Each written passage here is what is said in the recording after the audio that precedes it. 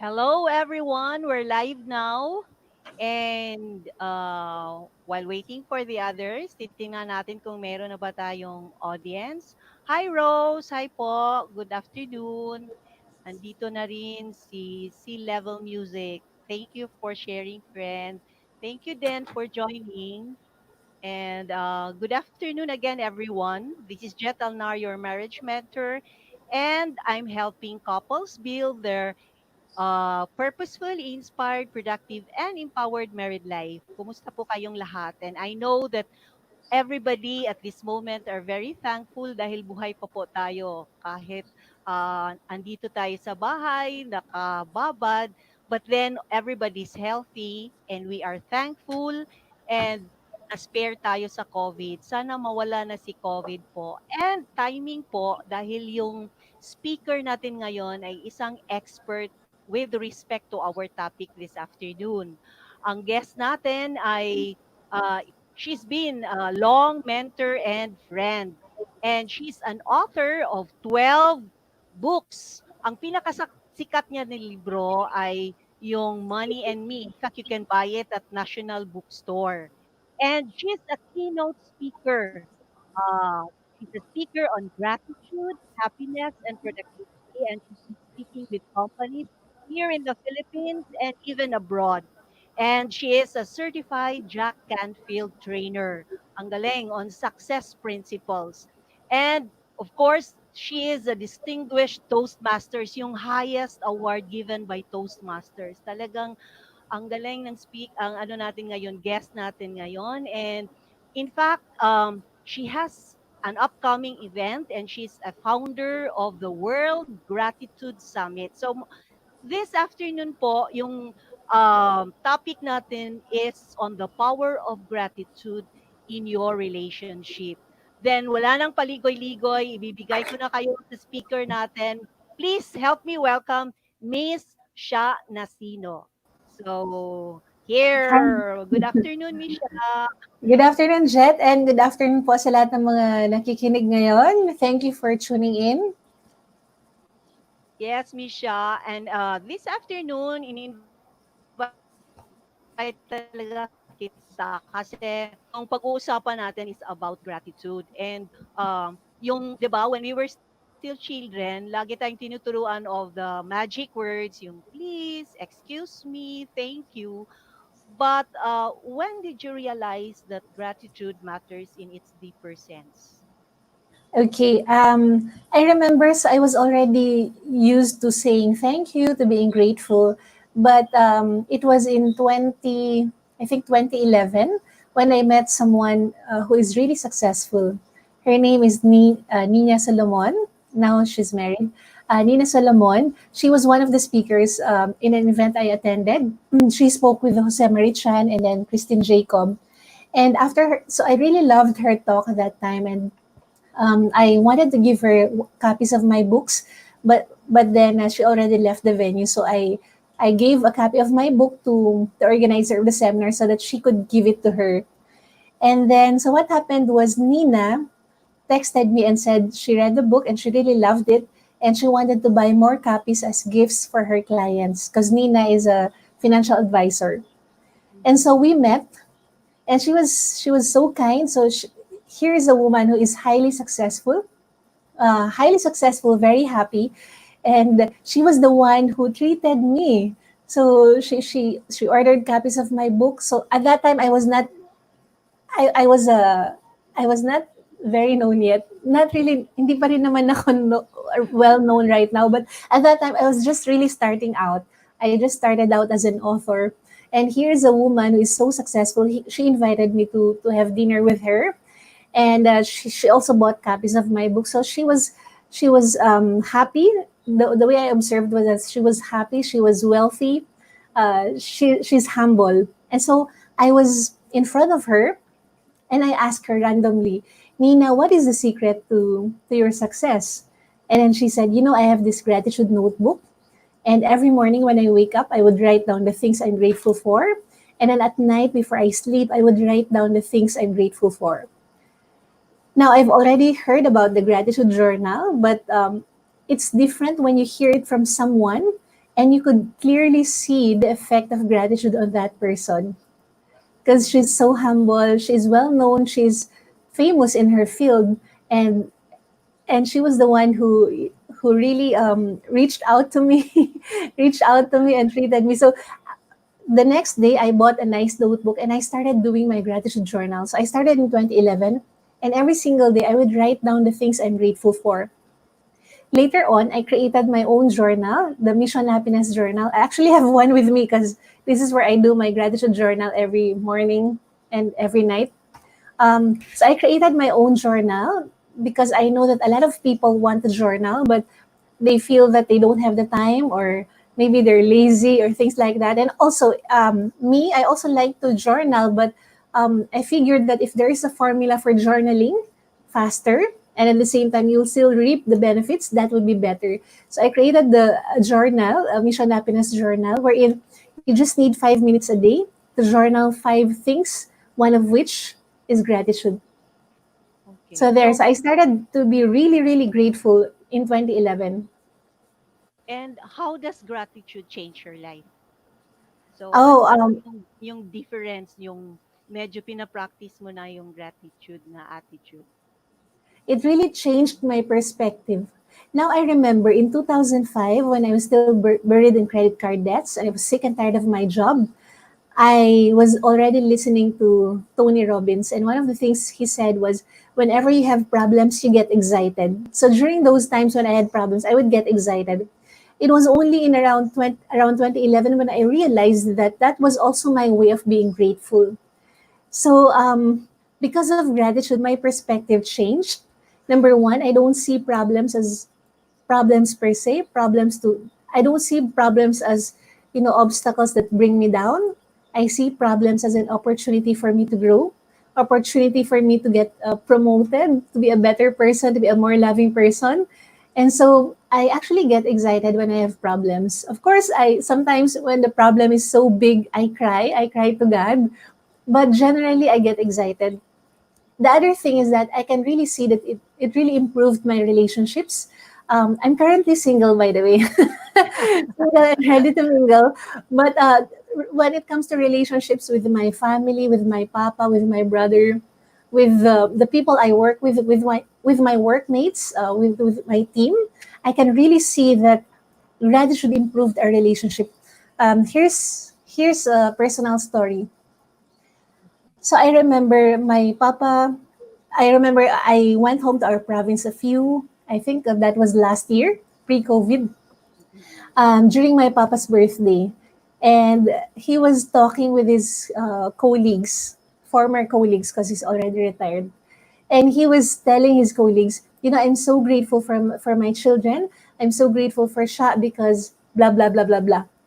And then and then for me, what I did for him was it's not a big thing like going home to the province every month. It's not a big thing for me because I do it out of love. I do it because I love my family. But then my papa sees it as something so special. He feels and he felt so special because he knows how busy I am in Manila, and me making time to go home to our province for 3 to 5 days every single month just to spend time with them meant a lot for my papa. And I was doing that because of course I love my family, I love my papa, and also because I'm so grateful for the gift of family. And so I'm so grateful, and I express my gratitude and love for my family by going home to the province every single month. And my papa is so grateful that I'm so grateful and I'm doing that. So there. And also with my company, the culture of gratitude is so strong in my team. And I could really see and sense the malasakit within the members of my team. And it's because of gratitude. Okay, so eto yung pinatanong 'to sa isang kaibigan 'no, galing ito sa isang kailan nananahimik mo sa kanya, how can one be grateful when all the bad things are happening? So, parang lahat naman ng kamalasan ng buhay andiyan na sa kanya. Kaya how can you be grateful daw even if all the bad things are happening? Okay, good question. Actually, ang dali ngang maging grateful pag lahat ng mga magagandang bagay na gusto mo, di ba, dumarating sa'yo. Pero paano ka magiging grateful in the midst of problems? Paano ka magiging grateful pagka may mga hurts and pains, ganyan? And my suggestion is this. Actually, the more that you need to be grateful. Pag may problema ka, the more that you need to be grateful. I'll share with you a specific example. I think mga 2 days ago, napuwing yung mata ko, yung right eye ko. Simple lang naman kasi I do my gratitude walk sa balcony ng condo every day. So I was doing my gratitude walk, tapos biglang humangin ng malakas. Dahil may mga plants ako, so may mga lupa yun. May pumasok sa mata ko, so sobrang sakit niya. Puwing lang naman, di ba? Wala namang kaso yung puwing. Kaya lang nung gabi, ang sakit-sakit talaga niya. Gumaganon-ganon yung mata ko. The next day, hindi ako makatrabaho kasi sobrang sakit niya. Sobrang sakit niya, hindi ako makatrabaho. And and I remember, ang dami namin kailangan gawin na preparations for the summit, hindi ako makatrabaho. Tapos nagpa-pray ako din sa mga kaibigan ko. Meron akong close friends na everyday may communication kami. So sabi ko, please pray for me. Sobrang sakit ng mata ko, hindi ako makatrabaho, ganyan. Tapos ang dami-dami pa namin kailangan tapusin. Tapos ang sabi sa akin ng friend ko, si Maan, sabi niya, siya, hindi kaya message to ni God na kailangan mong mag-slow down? Tapos nung una nang nabasa ko, parang, alam mo naman, sobrang busy namin. Wala akong time mag-slow down ngayon. Kasi ang iniisip ko lang, ang dami-daming kailangan gawin. But then I felt like, nga no, baka kailangan ko mag-slow down. So anyway, ba't ko ba yun kinuwento? Kinuwento ko yun kasi minsan, di ba, nakafocus lang tayo dun sa problema. Kaya na-overwhelm tayo. Like ako, nakafocus ako sa uwing sa mata ko, nakalimutan ko na nakakagalaw pala yung kamay ko, nakakalakad pala ako, etc., etc. So nakafocus lang tayo dun sa problema. But when we look at the whole picture and the big picture, doon natin ma-realize na ang dami-dami palang blessings. It's the same with life. May problema tayo, yes, that's true. We don't need to deny kung ano yung mga problema natin. But we also just need to acknowledge na amidst the problems, ang dami-dami ring blessings sa buhay. For example, gumising ka sa umaga, that's a big blessing. Naidilat mo yung mata mo na walang sakit, that's a big blessing. Nakakahinga ka, another big blessing. Tapos pag-apak mo sa floor, nakakatayo ka, oh my God, sobrang laking blessing. Tapos tinry mong maglakad, nakakalakad ka. Big blessing ulit. Tapos, tapos in-off mo, for example, may aircon kayo, in-off mo, ibig sabihin, wow, may kuryente, may aircon ka, another big blessing, pumunta ka sa CR, binuksan mo yung tubig, may tubig, napakalaking blessing, ang daming tao walang tubig, di ba? Walang running water.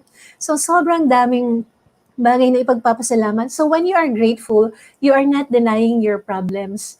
When you are grateful, you are acknowledging na yes, may problems and that's okay because problems are just maybe 1% or 2% or 10% of your life.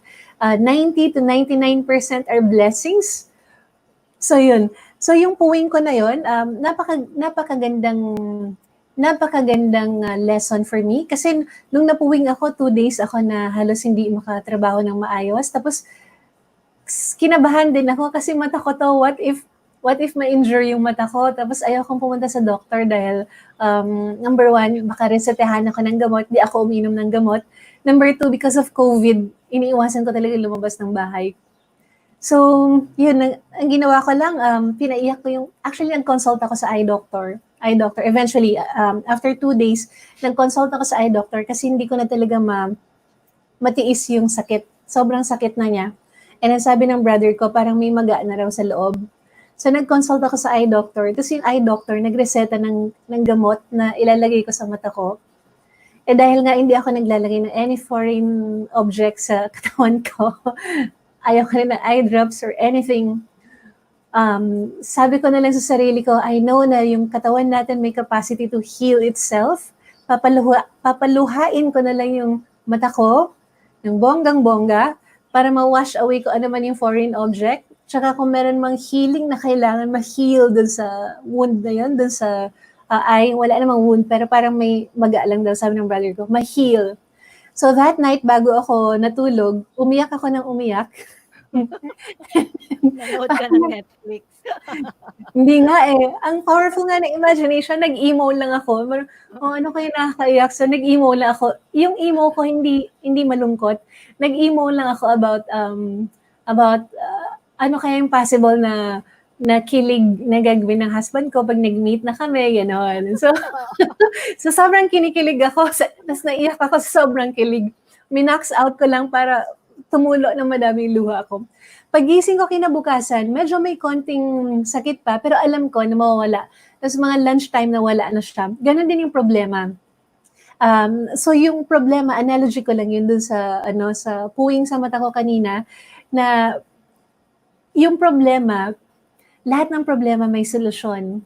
And God has given us all the abilities and the capacity to solve whatever problem that we have. But of course, we need to also trust God and ask for His help. Pero lahat ng kailangan natin available na. We just need to learn how to ask. Yeah. Yay, ang galing. So, siguro ito redundant na kasi, pero what actual benefits you got when you started practicing gratitude, 'di ba? Alam ko na ang daming benefits na nakukuha natin pag grateful tayo sa buhay. So, siguro naintriga lang ang mga tao kung ano yung mga actual benefits, lalo na kung parang meron na lahat, meron pa kaya? Meron pa kayang benefit na makukuha kung you started saying thank you? Okay, so madaming benefits. Actually, sobrang daming studies na ginawa on gratitude. Yung mga scientific experts may ginawang studies on bakit, ano ba talaga nangyayari pag nagiging grateful tayo. Tapos hinakita ng mga scientists, may nangyayari talaga sa neurons sa brain natin when we are grateful. Parang, halimbawa, isipin mo yung talahib na madaming damo. Pag lagi kang naglalakad doon sa specific route na yon, nagkakaroon ng parang path, di ba? So, pag palagi kang nagiging grateful, parang nagkakaroon ng path dun sa neurons mo um, na nagli-lead sa'yo para mas makafocus ka pa sa mga blessings. So, ang dami-daming benefits. For example, one of the most respected scientific experts on gratitude is Dr. Robert Emmons. And meron silang actual studies na ginawa sa mga heart patients na may heart condition. And then pinag-journal nila. After 3 weeks, nakita nila yung drastic difference, improvement dun sa heart condition ng mga patients. So isa lang yun. Other benefits would be sa physical benefits, like yung na-improve yung sleep mo, na-improve yung immune system mo, lumalakas yung immune system mo, etc. Sa emotional and mental health, ang dami yung nagagawa. Kasi when you're grateful, you tend to focus on the reality. Okay? Not just on the positive side, but you tend to focus on what is real. Kasi minsan, di ba, pag hindi tayo grateful, like yung na-mention ko, like may problema ka, problema lang naisip mo, yes, tama na may problema, but that is just 2% of your reality. But when you look at the whole picture, when you are grateful, nakikita mo yung bigger perspective. So, mas nagkakaroon ka ng enthusiasm, mas nagiging inspired ka, at mas nagiging masayahin ka. At pag naging masaya ka, mas maganda rin yung relationships mo sa ibang tao. Business-wise, relationship business-wise, ang dami rin yung naitutulong. For example, sa team ko, nakikita ko yung malasakit nila because ang taas ng level ng gratitude culture sa company namin. And also, for the World Gratitude Summit, for example, if you look at the lineup of speakers, ang gagaling nila, super high profile, but why did they agree to speak in my summit? Tapos most of them, di naman nila ako kilala. It's because of gratitude. People can sense if you are faking it or not. People can sense if you're really passionate about gratitude. And these people that I interviewed, they are really passionate about gratitude. And the reason why they are successful, one of the key reasons is gratitude. For example, some of them are Jack Canfield, di ba? Best-selling author of the book Chicken Soup for the Soul. Dr. Ivan Meisner, founder ng BNI, the Sila Brother Bo, etc. So, sobrang daming benefits ng gratitude. Thank you, Sha. And then, You're welcome, Jet. we are always, yung mga nakakalimutan natin, we often forget what is simple and what is basic. Saying thank you is very simple and very basic. Yeah, di ba? Tinuturo yan, maliit pa tayo. We would like to ask from you. What's your formula? Do you have a short formula or a strategy to cultivate an attitude of gratitude? Okay, I'll share three of my favorites. Number one is the moment you wake up, tingnan mo kung ano yung first few words na lalabas sa bibig mo. Let those first few words be thank you. So the moment you wake up, sabihin mo kaagad thank you. Kasi ang brain natin na-associate niya yung thank you sa maganda. 'Di ba? Mag-thank you kapag may na-receive kang maganda. So the moment you say thank you, yung brain natin isip niya, siguro may na-receive siyang maganda or meron siyang nakuha maganda or something na maganda. So, pag ipo-program mo na ganun, maghahanap pa siya lalo ng mas madami maganda. So, the moment you wake up, say thank you and make it a habit to say thank you. So, for example, habang inaayos mo yung bed mo, you can say thank you kasi meron kang bed na natulugan. Mag-thank you ka kasi sa unan, sa bed sheet, and then sa room kung saan ka natulog. Habang maglalakad ka, mag-thank you ka kasi nakakapaglakad ka. Lahat, thank you, thank you, thank you. So, kung gagawin mo siya, first 5 minutes pa lang, siguro naka 100 ka na thank yous. So, even when you have problems, you can say thank you kasi may blessings behind your problems. Thank you kasi ibig sabihin buhay ka pa. Kung nasasaktan ka dahil sa problema, thank you kasi nakakaramdam ka at hindi ka pamanhid. So, ang dami naming benefits ng pagsabi ng thank you. And of course, say thank you also to the people that you work with or the people that you are with. Number two is gratitude journal. So every morning, pagising mo, isulat mo kung ano yung mga pinagpapasalamat. Could be 2 or 3, it's up to you. And then sa gabi, bago matulog, isulat ulit ano yung mga pinagpapasalamat. And then, yung next na favorite ko na gratitude practice is gratitude walk. So gratitude walk, pwede ka maglakad sa loob ng bahay, pwede sa labas ng bahay, basta maintain social distancing. So, gratitude walk, for example, mag-set ka ng, let's say, 5 minutes or 10 minutes. And during the next 10 minutes, maglakad-lakad ka lang. Pwedeng lakad, lakad, lakad, lakad ka lang. And for the next 10 minutes, ang theme ng lakad mo is gratitude. For example, you can say something like, thank you God kasi nakakakita pa ako, nakakalakad ako, thank you sa paa ko. Thank you kasi ginawa niyo ako. Thank you kasi healthy ako. Thank you kasi may pagkain kami kanina. Thank you kasi may kuryente, may wifi, etc. Sobrang dami. Basta yung goal is that for the next 10 minutes, puro thank you lang yung gagawin mo. You will train your eyes and you will train yourself to look at the blessings. Yeah. May nabasa nga ako na mababaw lang daw yung kaligayahan ng mga hobbies dahil wifey ako eh. So you just have to say thank you to your hobby. Ayun, gagawin na niya lahat. Siya nang magluluto, siya nang, siya, siya nang maglalaba dahil lang sa simple na thank you ni wifey. So thank you siya for sharing the particular formula, no? So tatlong steps lang naman pala yung gagawin ninyo. And You're welcome. lastly, dahil ano na, parang kapos na yung time natin, lastly, could you tell us more about the World Gratitude Summit, the upcoming event? Okay. So, the World Gratitude Summit is a free virtual event. So, libre po siya. Kung meron kayong computer or laptop or cellphone, pwede kayo mag-join. It will be on August 13 to 15, 2020. Yung mga guest speakers po natin dito, sila Brother Bo Sanchez, sila Jack Canfield, sila Andrew Matthews, etc. So, ang pinaka-purpose po ng World Gratitude Summit ay matulungan tayo paano maging mentally healthy and wealthy, especially during this time of crisis. So, para po makapag-join, punta lang po kayo dito sa link na yan, sa link na Yeah, nasa binigay po ni Chat. bit.ly/3shan. Okay, SHA NACINO yan eh, Shan. So, okay. So, yung gustong makakuha ng free pass, ano nyo lang po, i-click nyo lang po yung link na yan, mabibigyan kayo. Kailan yun siya? Again, So, bago August naman 13 to 15. August 13 to 15. So, 13, 14, tatlong araw siya. Yes, 3 days po So, siya. siksikliglig, no? Ano, nakikita ko Mhm. naman, meron ata mga 30 plus speakers at meron pang mga upcoming speakers.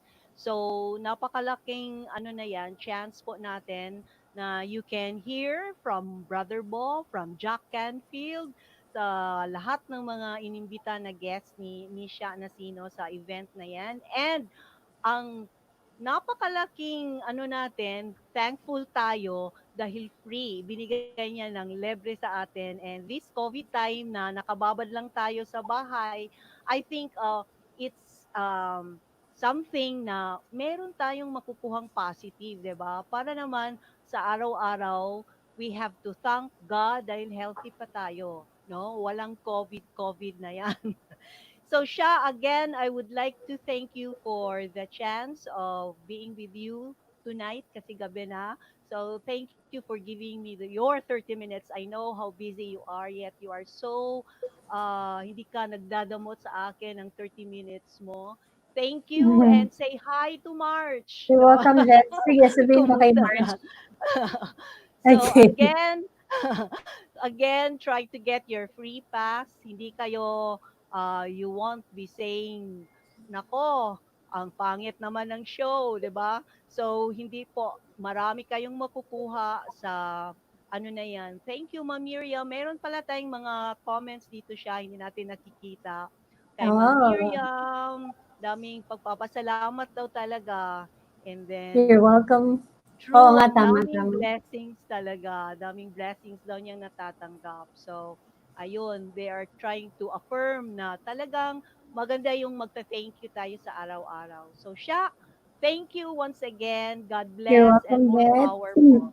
More Thank you power. for inviting me also, Jet. God bless. God bless. Thank you po sa lahat ng mga